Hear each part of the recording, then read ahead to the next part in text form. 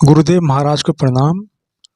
गुरुदेव, एक भी सांस खाली ना जाए, हर समय प्रभु को सुमरण होने लगे। कुछ ऐसा बताइए कि हर समय हम प्रभु का सुमरण करने लगे। जय श्री राधे राधे। जो कोई भक्ति करे कपट से उसको भी अपनाओ, पर काहे को समय बर्बाद करोगे? आपको भगवान ने सत्संग दिया है तो आप सच्चे मार्ग के पथिक बनो।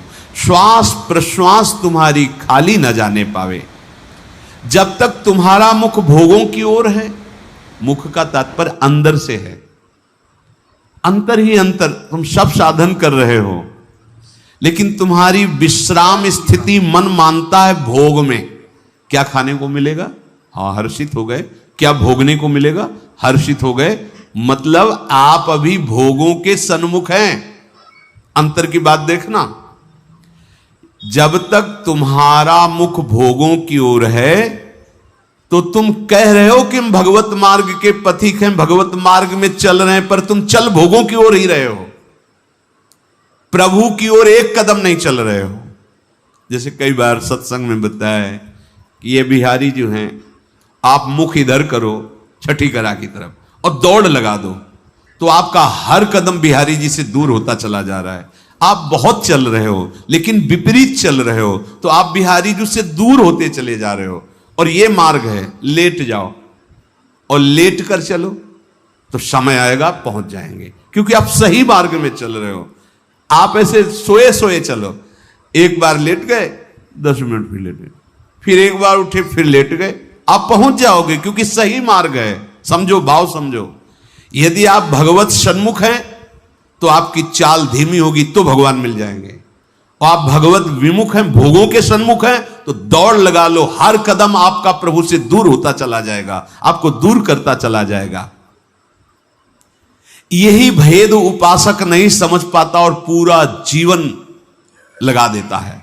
बहुत ध्यान देने का विषय कि आप समझते हैं परमार्थ के पथिक अपने को और चाल है भोगों की तरफ, तो हर कदम आपको प्रभु से दूर करता गया। और आप कर रहे 50 वर्ष से मैं चल रहा हूं लेकिन मंजिल नहीं मिली, क्योंकि मंजिल की तरफ आपका मुख ही नहीं था। आपका मुख था मंजिल के विपरीत।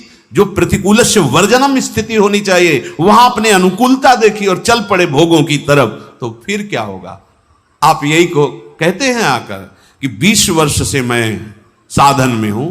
क्या साधन में हो? बहुत दौड़ने वाले हो, बहुत दौड़ाक हो, लेकिन विपरीत दौड़ रहे तो फायदा क्या हुआ?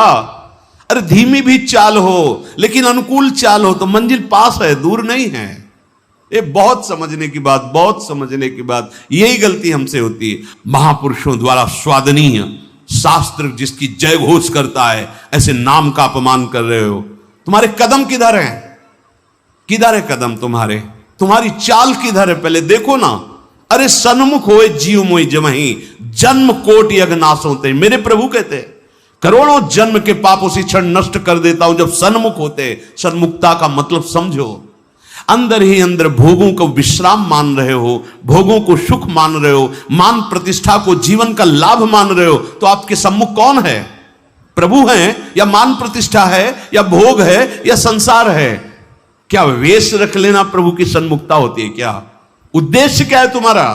उद्देश्य सन्मुखता होती है। उद्देश्य बहुत बार कहा है, उद्देश्य को आप ठीक कर लीजिए।